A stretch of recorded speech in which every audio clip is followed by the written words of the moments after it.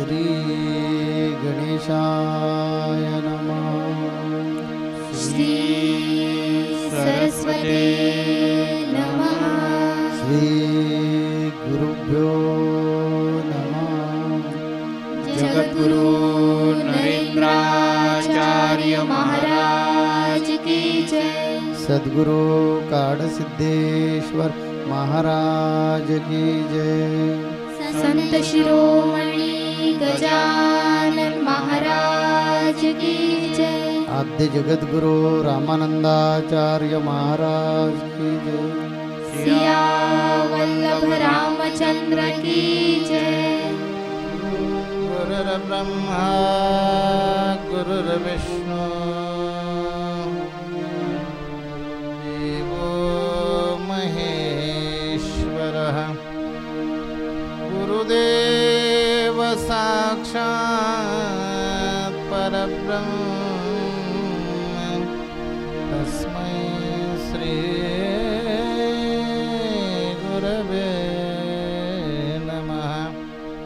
ब्रह्मानन्दं परमसुखदं केवलं ज्ञानमूर्तिं द्वन्द्वातीतं गगनसदृशं तत्त्वमस्याधिलक्ष्यम् एकं नित्यं विमलमचलं सर्वधि साक्षिभूतं भावातीतं त्रिगुणरहितं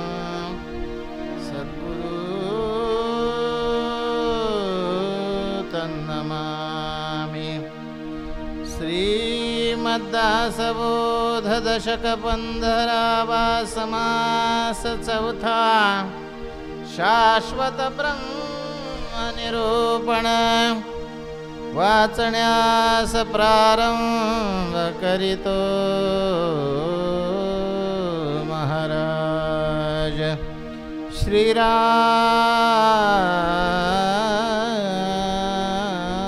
समर्थ। पृथ्वीपासून झाली झाडे झाडापासून भोवती लाकडे लाकडे भस्म पुढे पृथ्वीच भोये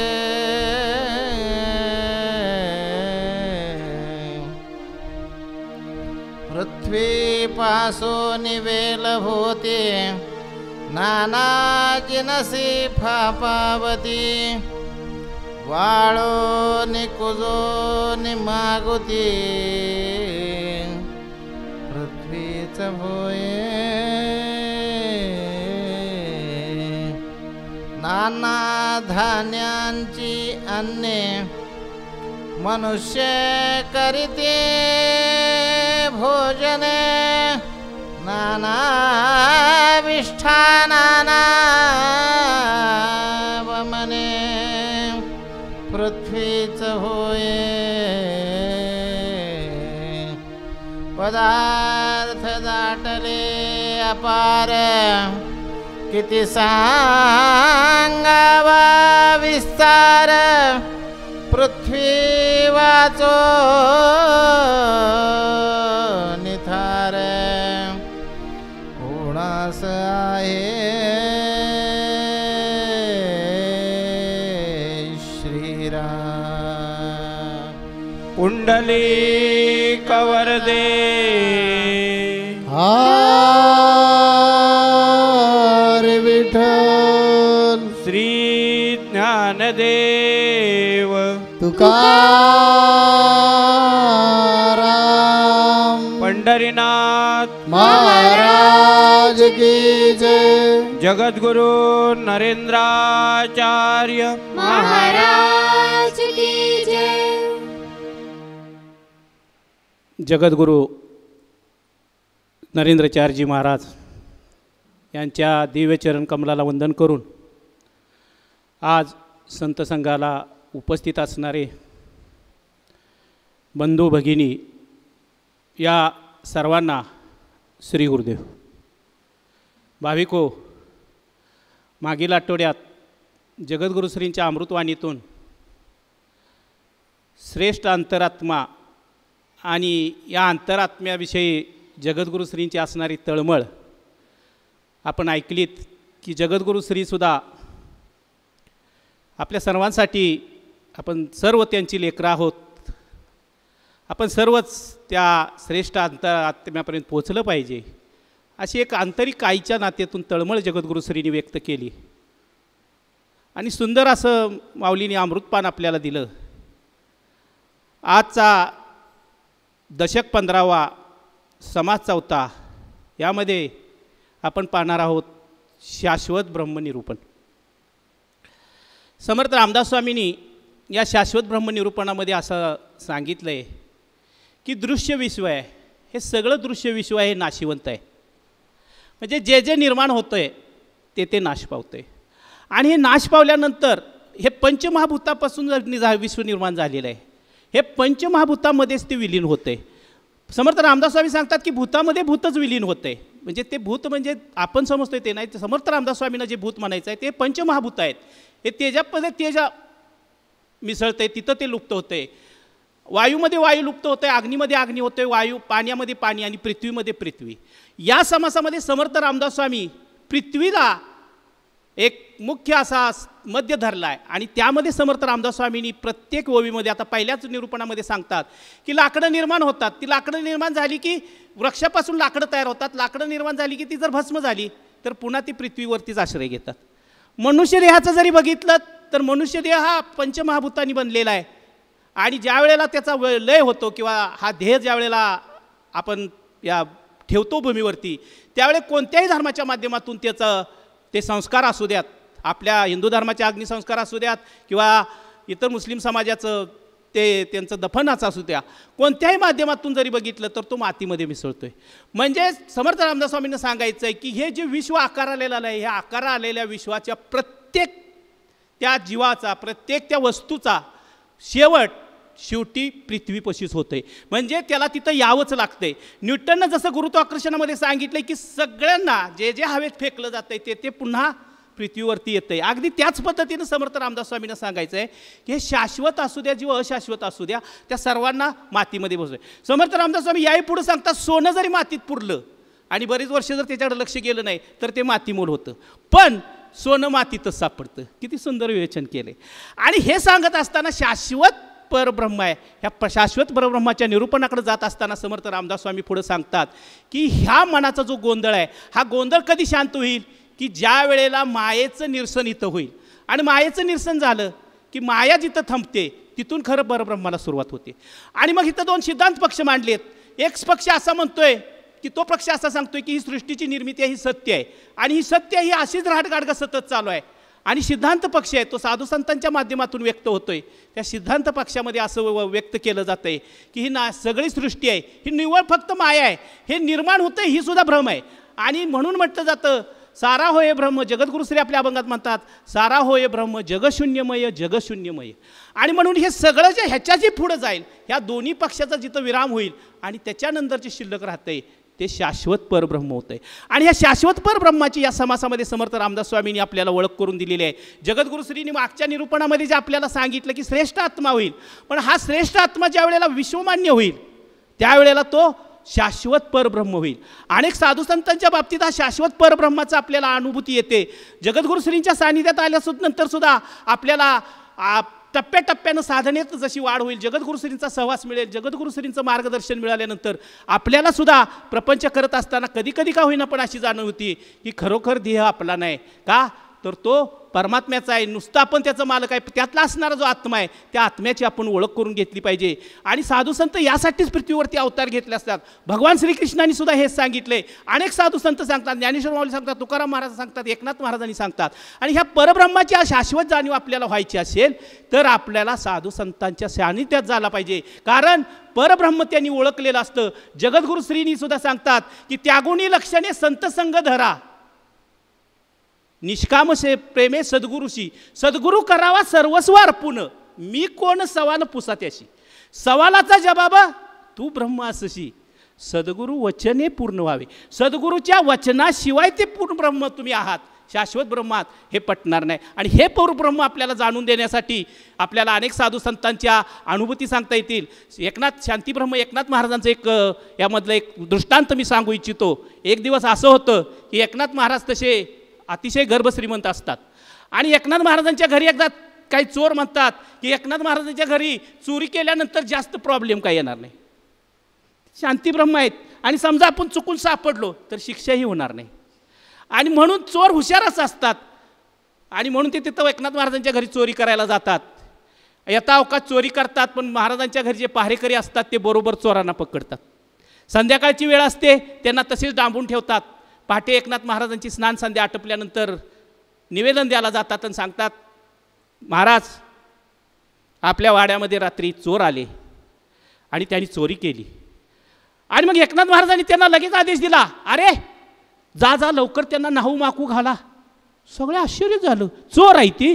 आणि एकनाथ महाराज म्हणते, जा त्यांना आंघोळ वगैरे घाला, नवीन वस्त्र द्या, अंगावरती त्यांना दागिने घालायला द्या, माझ्याबरोबर भोजनाचं पाठ मांडा, त्यांना नाश्ता द्या, चहा द्या, पाणी द्या, माझ्याबरोबर त्यांचा यथायोग्य असा गौरव करा. आज्ञा आहे एकनाथ महाराजांची. आणि ते सर्व त्या वाड्यातल्या सर्व त्या सेवकांनी एकनाथ महाराजांची जशी आज्ञा होती तसं केलं. यथायोग्य त्यांचा पाहुणचार केला, त्यांना नवीन वस्त्र दिली. आणि त्यांनी चोरी केलेलं जे धन आहे त्यांना विचारलं, बाबा तुमच्या इथला प्रमुख कोण आहे? तो म्हटला, महाराज मी आहे. बाबा रे, हे जा आणि व्यवस्थित न भांडता एकमेकाला वाटून घ्या. आश्चर्याचा धक्का त्या सेवकांना बसला. आम्ही अहोरात्र तुमची सेवा करतोय, एक दिवस चोर आलं तर काय त्यांचा पाहुणचार चाललाय, काय त्यांची बरदास्त चालली आहे, त्यांना काही कळना. पण आता त्यांच्या पुढे काय बोलता येईना. त्यांनी ती चोरांना पश्चाताप झाला, त्यांनी त्यांचं चरण धरलं, डोळ्यातून अश्रूचा अभिषेक केला. महाराज माफ करा, महाराज चुकलो, आम्हाला माफ करा, आम्ही चोरी केली. अरे वेड्यानो, तुम्ही स्वतःला कमी समजू नका, तुम्ही केलंसा ती योग्य केलं. आज तुम्ही मला खऱ्या अर्थानं आम्हाला सगळ्यांना जाणीव करून दिली. चोर म्हणले, आमच्याकडं जाणीव आणि आम्ही एवढे ज्ञानी कधी झालो? नुसत्या चोऱ्या करायचं काम आमचं, संध्याकाळ झाली की आमचा दिवस चालू, आम्ही कसे ज्ञान? अरे बाबांनो, तसं नाही आहे म्हटले. तुम्ही चोरी केली, तुमचा तो दोष नाही की तुमच्या जीवाला जे आवश्यक होतं ते तुम्ही केलं, पण आम्ही सुद्धा चोर आहोत. असं ऐकल्या सेवक सगळे गार झाले. आता एकनाथ महाराज म्हणतायत, आम्ही पण चोर आहोत, म्हणजे आम्ही सगळेच चोर आहेत, वाड्यातले सगळे चोर. एकनाथ महाराज स्वतःला म्हणतायत, म्हटल्यावर त्याची सेवेकरी काय म्हणणार, आम्ही सुद्धा चोर आहोत. असं त्यांच्या मनात विकल्प आला. त्यांनी त्यांच्याकडे बघितलं, त्या सर्व सेवेकऱ्यांच्याकडे, त्या भक्तांच्याकडे, म्हटले, अरे वेळेला असं काय डोक्यात घेऊ नका, आपण सुद्धा चोर आहोत. खरंच महाराज एक आम्ही चोर आहोत असं विचारलं प्रश्न. आणि ते म्हणले, हो आपण सुद्धा चोर आहोत. कसं काय म्हटले, तुम्ही दाखवा. तर ते म्हटले, अरे पाहता आहात तुम्ही, त्या परमात्म्यानं आपल्याला देह दिला. हा देह कशासाठी दिला? तर देहबुद्धीचा नाश करून आत्मबुद्धीचा विकास करायचा आहे. आईच्या गर्भात असताना आपण त्या परमेश्वराला सांगतोय की मी तुझं नामस्मरण करेन, मी तुझी आठवण करेन. नुसता बाहेर आला की खोटं बोलायला सुरुवात करतोय. आणि देवाचा देह घेतलाय, चोरी केली आणि काम, क्रोध, मोह, मत्सर, माया या विकारात तो गुंतवून टाकलाय. त्या देवाकडं चोरून घेतलेला देह आहे आणि तिची अहोरात्र आपली चोरी चालली आहे. ते शाश्वत परब्रह्म तुम्हाला कळालं नाही. ते कळण्यासाठी आपण सुद्धा देवाचे चोर आहोत. आणि हे तुम्हाला आम्हाला जर कळालं तर शांतीब्रह्म एकनाथ महाराजांना हे जे शाश्वत परब्रह्म आहे हे समजलं. एकनाथ महाराजांनी म्हणूनच गाढवाला पाणी पाजलं. अनेक साधू संतांची उदाहरणं देता येतील. जगद्गुरु श्रींच्या ज्यावेळेला आपण सानिध्यात येतो त्या वेळेला जगद्गुरु श्रींच्या ज्या आध्यात्मिक आपल्याकडं ज्या अनुभूती आपल्याला येतात ते खरोखर हे परब्रह्माच्या अनुभूती असतात. की आपण सांगतो देहातीत असणारी आपली माऊली आहे, पण प्रचंड असं एखादी गोष्ट माऊलीच्या हातून अशी प्रचंड अशी गोष्ट घडते आणि मग स्वामींना खरंच स्वामी आमचे देव आहेत ह्याचे आम्हाला पुरेपूर अनुभूती येते. आज आपण बघतोय व्यसनासारखा दुर्धर महाराष्ट्राला ग्रासलाय, सगळ्या देशाला ग्रासलंय. आज व्यसन एक फॅशन झाली आहे. तरुण असू द्या, वृद्ध असू द्या, कोणी असू द्या, थोडंसं मानसिक ताण आला, थोडंसं काय झालं की व्यसनाच्या आहारी जातोय. जगद्गुरु श्रींनी नस ओळखली समाजाची. आज या समाजाला काय गरज आहे तर हा भारत देश जर आपला महासत्ता बनायचा असे सर्वांचीच अपेक्षा आहे. साधू संतांची आहे, त्याबरोबर राजकर्त्यांची आहे, आमच्या नागरिकांची आहे, सर्वांचीच आहे.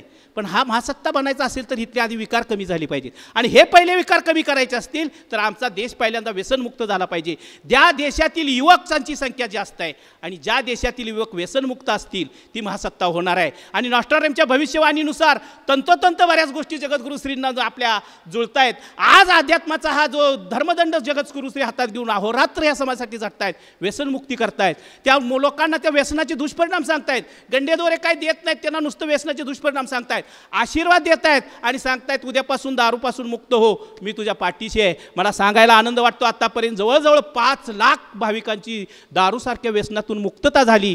आणि ज्या कुटुंबातील दारूसारख्या व्यसनातून मुक्तता झाली ती ताई म्हणू लागली, देव भेटला मज नरेंद्र रूपात, तयामुळे आज मी आहे सुखात. हे परब्रह्म आहे, हे शाश्वत ब्रह्म आहे. आणि जे जे व्यसनमुक्त झालेत ते परत प्याच्या नादाला लागलेले नाहीत, कारण सांगणार परब्रह्म आहे, हे शाश्वत आहे. एकनाथ महाराजांच्या बाबतीत आहे, तुकाराम महाराजांच्या बाबतीत, तसंच आपल्या माऊलीच्या बाबतीत आहे की हे शाश्वत परब्रह्म ज्यावेळेला आपल्या सानिध्यात येतं त्यावेळेला आपल्या सगळीत मिळणारी जी सुखं आहेत, आपल्याकडं मिळणारा जो आनंद आहे, आपल्याकडं मिळणारं जे समाधान आहे, हे सुद्धा शाश्वत असतं. समर्थ रामदास स्वामींनी तेच सांगायचं आहे की हा अंतरात्मा एकदा तुमचा श्रेष्ठ अंतरात्मा झाला, तो अंतरात्मा श्रेष्ठ झाल्यानंतर तो ब्रह्मरूप झाला पाहिजे. आणि ही ब्रह्मरूप होत असताना तुम्हा आम्हाला या सद्गुरू संतांच्या सानिध्यात, आत्मज्ञानी ब्रह्मज्ञानी संतांच्या सानिध्यात गेलं पाहिजे. आणि म्हणून ज्ञानेश्वर माऊली असं म्हणतात की परतप स्पर्श झालेल्या आत्मज्ञानी संतांचं उपमा दिलेली आहे. ती उपमा अशी आहे, बिंब दिसते बचके एवढे, प्रकाशात त्रैलोक्य थोकडे. माझ्या जगद्गुरुश्रींच्या सुद्धा आध्यात्मिक कार्याची हीच पताका आहे की जगद्गुरुश्रींचं व्यक्तिमत्व असं दिसतं की एक व्यक्ती म्हणून जर त्यावेळेला बघितलं तर आपल्याला वाटते माऊलींचं कार्य नुसत्या भारतात नाही तर आज आपण जगाच्या कानाकोपऱ्यात दिसतोय. म्हणजे जसं ज्ञानेश्वर माऊलींना सांगायचं आहे की सूर्यबिंब दिसताना फक्त हाताच्या बचकं एवढं दिसतंय, पण त्रिभुवनात आकाश पाताळ पृथ्वी या तिन्ही ठिकाणी त्याचं तेज पसरतंय. माझ्या माऊलीची सुद्धा कीर्ती आज या शाश्वत ब्रह्माच्या माध्यमातून, माझी माऊली शाश्वतच ब्रह्म आहे यात तीळ मात्र शंका नाही. फक्त आमचं बोलणं नाही ते 14 ब्रह्मामधल्या पोपट पंचीगत आहे, पूर्ण आत्मज्ञान झालेलं नाही. आणि म्हणून आपल्याला जगद्गुरु श्रींच्या माऊलीच्या मुखातून ते ऐकायचं आहे. आणि म्हणून ज्ञानेश्वर माऊली सुद्धा म्हणतात की आज सोनियाचा दिन वर्षे अमृताचा घनू. जगद्गुरु श्री माऊली नरेंद्र महाराज आज आम्हाला विनंती करेन की माऊली हा विषय तसा शाश्वत ब्रह्म आहे, तसा अवघड आहे. जसं एक गजानन महाराजांनी त्या शेगावमध्ये आलेल्या ब्रह्मगिरी गोसाव्याची भ्रांती उडवली, तशी भ्रांती उडण्याची शक्यता अगोदरच होण्याअगोदर माऊलींना मी विनंती करतो की आज संतसंग म्हणजे काय, तर तुमच्या आमच्यासाठी समर्थ रामदास स्वामी खूप मोठ्या पदावर आपल्याला नेऊन ठेवलं आहे. आणि समर्थ रामदास स्वामींना सुद्धा सांगायचं आहे की संतसंग म्हणजे काय नाही, आज सोनियाचा दिन वर्षे अमृताचा घनू. आणि म्हणून जगद्गुरुश्रींना विनंती करतो, माऊली माझ्या मुखातून हे नाही, ते तुमच्या अमृतमय वाणीतूनच शोभा देईल. शाश्वत याबाबत सांगताना मी एवढंच सांगेन, जो आवडतो सर्वांना तोची आवडे देवाला.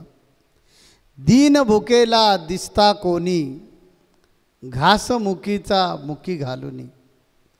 दुःख नेत्रीचे, त्याच्या दुसऱ्याच्या डोळ्यामध्ये नेत्रामध्ये दुःख दिसलं, दुःख नेत्रीचे घेता पिऊनी, फोडी पाजर पाषाणाला. तोची आवडे देवाला. घेऊन पंगू आपल्या हाती, आंधळ्याची होतो काठी. पायाखाली त्याच्यासाठी, देव अंतरी निज हृदयाला. हा देव जो आहे, हा मनुष्यरूपी देव आपलं हृदय दुसऱ्याच्या दुःखासाठी त्याच्या पायाखाली जणू काय अंतरतो. म्हणजे दुसऱ्यावरचा प्रसंग माझ्यावर प्रसंग आलेला आहे अशा प्रकारे जो समजतो असा. जनसेवेचे बांधुनी कंकण, त्रिभुवन सारे घेई जिंकून. अर्पून आपले हृदय सिंहासन, नित्य भजतो मानवतेला. तोची आवडे देवाला. त्या परमात्म्याला कोण आवडणार? अशा प्रकारची ज्याच्या अंगी कृती आहे, अशा प्रकारे ज्याचा वर्तन आहे, तो अंतरात्मा शाश्वत आहे असं समजायला काही हरकत नाही. आपण याच्यामध्ये बसलो पाहिजे. हे जे छोटीसा काव्य आहे, या काव्याचा अर्थ फार मोठा आहे. हा अर्थ वेळेअभावी सांगणंही शक्य नाही. फार मोठा अर्थ. याच्यावर जवळजवळ 1-2 तास बोललो तरी आपण वेळ कमी पडेल, एवढा मोठा त्याच्यामध्ये अर्थ भरलेला आहे. आपण फक्त आता इथे सार समजून घ्यायचं, कारण आपल्या पाशी फक्त 2-3 मिनटंच आता शिल्लक आहे. त्यामुळे सार समजून घेताना आपण काय समजून घ्यायचं आहे, समर्थ रामदास स्वामींना काय सांगायचं आहे की आपण सुद्धा श्रेष्ठ आत्मा, श्रेष्ठ अंतरात्मा होऊ शकतो. पुन्हा ते चिरकाल होऊ शकतो, चिरकाल टिकू शकतो. पण एक दिवस करायचं आणि दुसऱ्या दिवसापासून परत सोडून द्यायचं असं नाही. जनसेवेचे बांधून कंकण, म्हणून तर दररोज गुरुसेवा आहे ना. हे जनसेवेचं कंकण आपल्या हातामध्ये आम्ही का बांधलं आहे की एकदा का उपरती झाली की मी एकट्यासाठी नाही, जगासाठी माझा जन्म आहे. मीच संपूर्ण जगामध्ये विस्तारलेलं आहे, पसरलेलं आहे. सूक्ष्म रूपामध्ये मीच आहे. मी कुणावर मेहरबानी करत नाही, मी कुणाची सेवा करतोय असं वाटण्याची गरज नाही. माझं मी कर्तव्य करतोय याचं सतत भान राहिलं पाहिजे. म्हणून दररोज काहीतरी वेगवेगळ्या सेवा असतात. मग माधुकरी मागा. ही माधुकरी कशासाठी आहे तर जो दीन दुबळा भुकेलेला असेल त्याला अन्न मिळालं पाहिजे म्हणून माधुकरी आहे. मग अन्नदानासाठी दान जमा करा, गोरगरिबाच्या मुखामध्ये ते जाऊ दे, लाखो लोकांना त्याचा फायदा होऊ दे. मग ॲम्ब्युलन्सच्या माध्यमातून सेवा असेल तर जो दुःखी आहे, कष्टी आहे, जो प्रसंगात सापडलेला आहे, जो अडचणीत सापडला आहे त्यांच्यासाठी मी आहे. मी म्हणजे शरीर नव्हे, आपण सर्वजण. याची आठवण आपल्याला राहिली पाहिजे. मग ती गोरगरिबाची मुलं आपल्याला इंग्रजी माध्यमाच्या शाळेतून शिकवायची असू देत, त्यासाठी आम्ही अपील केलं की तुम्ही दत्तक व्हा, की हे माझं मुलं आहे असं समजा आणि त्या मुलाला दत्तक घ्या. ते एक मूल तुम्ही ज्यावेळी घडवणार आहात, एक शिकवणार आहात, तर तुमची वृत्ती सागरासारखी विशाल होईल. त्यावेळी तुम्हाला खऱ्या अर्थानं शाश्वत ज्ञान झालेलं आहे असं समजा. नाही नाही, हे पैसे राहू दे, माझ्या मुलासाठी राहू दे, माझ्या मुलीसाठी राहू दे, त्यांना पुढे त्याचा उपयोग होईल, अशी ज्यावेळी स्वार्थी वृत्ती आपल्या मनामध्ये येते त्यावेळी आपल्याला अंतरात्म्याचं दर्शनच झालेलं नाही. पण नाही नाही नाही, मला जी काय ऐपत आहे, माझ्याजवळ जी काय परिस्थिती निर्माण झाली ती परमेश्वरानं ही परिस्थिती सर्वांसाठी मला निर्माण करून दिलेली आहे.